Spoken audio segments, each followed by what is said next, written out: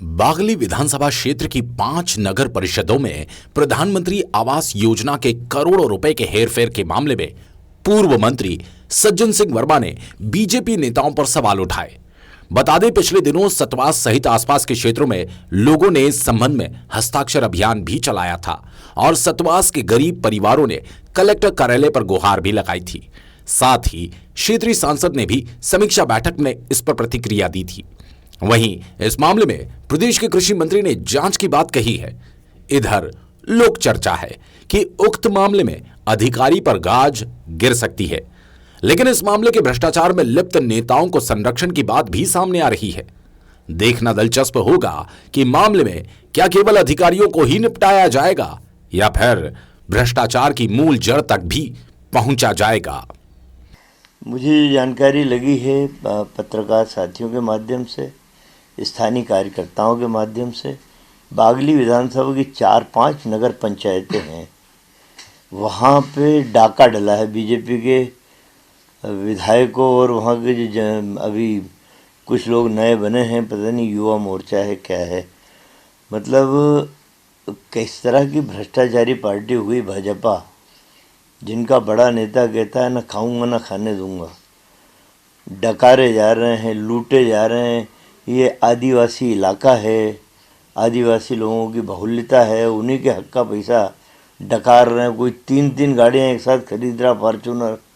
तो अब ये तो विचारणीय प्रश्न देवास जिले और बागली के लोगों के लिए हो गया है कि आपके जनहित के कार्यों का जो पैसा भेजा जा रहा है उसको किस तरह डाकीजनी उस पर की जा रही है, ये अक्षम्य अपराध में समझता हूँ। सर, आप जानकारी होगी कि ये जो फॉर्च्यूनर खरीदी गई है, कौन लोग इन फॉर्च्यूनर पर घूम रहे हैं बीजेपी? नहीं, अब देखिए, इस तरह नाम लेना एक सीनियर लीडर का ठीक नहीं है। मैं समझता हूँ आप लोग खोजी पत्रकार हैं, आपको सारी खबरें आ गई हैं, मेरे मुँह से गिलवाने से क्या है।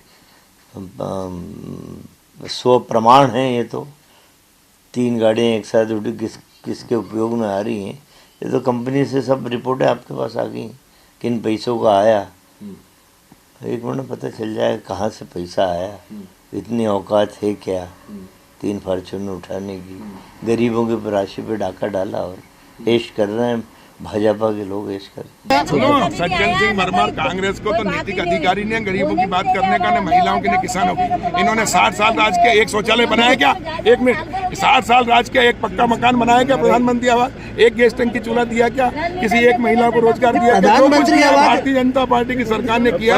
अगर कहीं कमी आप मुझे जानकारी दो, हम उसके खिलाफ जांच करा के कार्रवाई करेंगे। मत परिवर्तन हुआ है, उस पर क्या कार्रवाई होगी? अधिकारी द्वारा प्रधानमंत्री आवास योजना का मत परिवर्तित करके अगर किसी अधिकारी कर्मचारी ने गड़बड़ की है, उसके खिलाफ जांच को आप कागज दीजिए, हम जांच कराएंगे और दोषी को खिलाफ कार्रवाई करेंगे। कलेक्टर साहब के सब संज्ञान में हम कर देंगे, निर्देश दे देंगे कलेक्टर।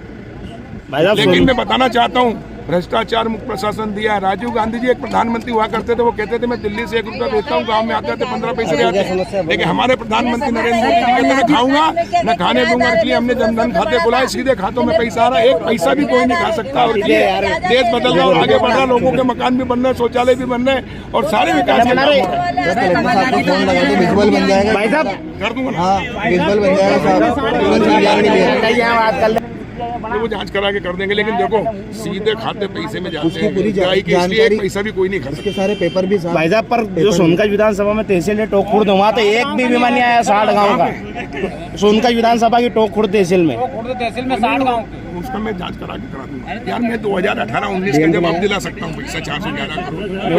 थोड़ा सा व्यक्तिगत रूप से आप कृषि मंत्री हैं, ऐसा करिए जी, नंबर लिखिए जी, किसानों का सच्चा साथी कमल सुविधा केंद्र, जिसका नंबर है 0755 255 8823। इसमें आप शिकायत करिए, मैं जांच कराऊंगा। मैं खुद समीक्षा करता हूँ हर सप्ताह, और इसी के कारण मैंने 2,15,000 किसानों को 411 करोड़ रुपए दिलाए। जो 18-19 का बीमा कंपनी में जमा नहीं हुआ था, उनका प्रीमियम पोर्टल खुलवाए 1 से 10 मार्च तक और जून में, और फिर एंट्री करवाई 2,15,000 किसानों के 411 करोड़ दिलवाए।